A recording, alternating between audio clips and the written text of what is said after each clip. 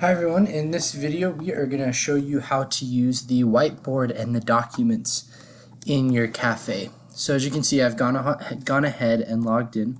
I'm going to go ahead and enter my cafe, and hopefully this looks familiar from the other recording. So we'll start with the whiteboard, and to open a whiteboard you just click document upload / share.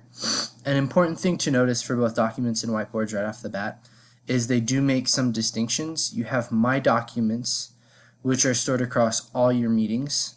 So if there's a document that you want to continue to use with students, you want to upload it here, but then you can upload just documents for this meeting only.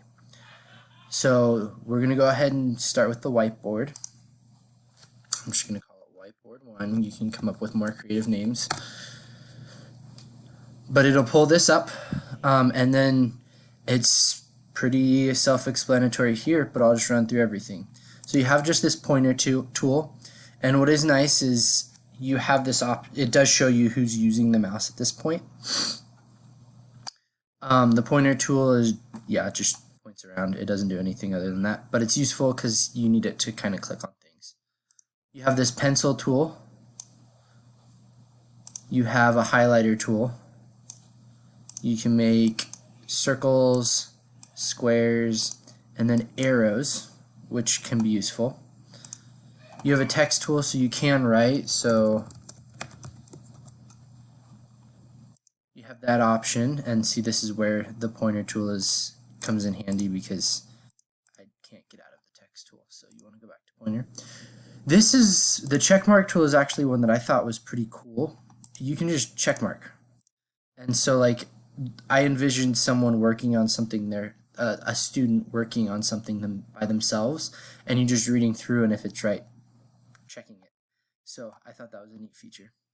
There's a signature tool. You probably will never need to use it, but it is available to you.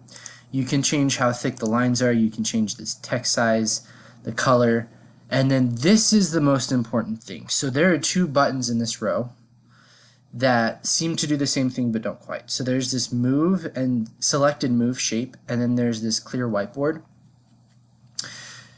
You want to make sure that if you're trying to delete things, you use selected move shape and highlight everything and then click delete. We found that if you use clear whiteboard, it'll clear your whiteboard on your end, but it won't actually clear the whiteboard on the student's end. We ran into some glitches there, so using the selected move shape is the most sure way to do that.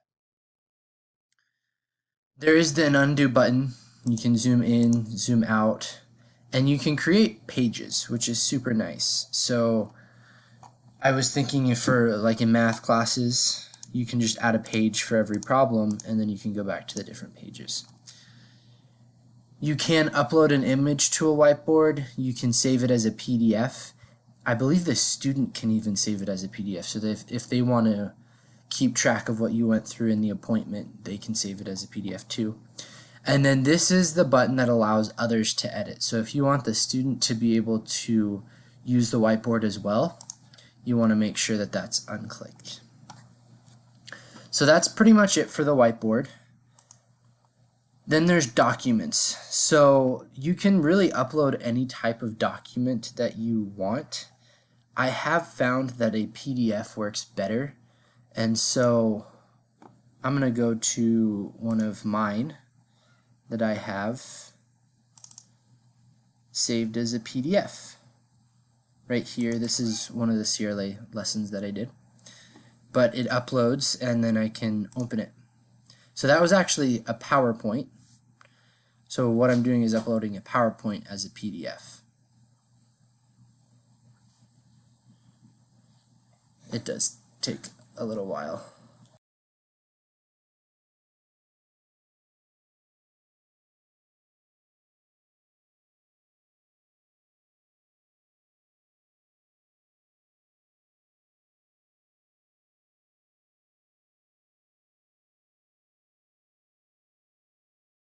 There we go.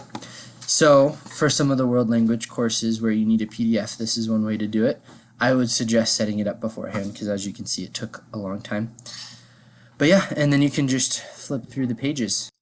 And that's pretty much it for the documents in the whiteboard. So thank you very much.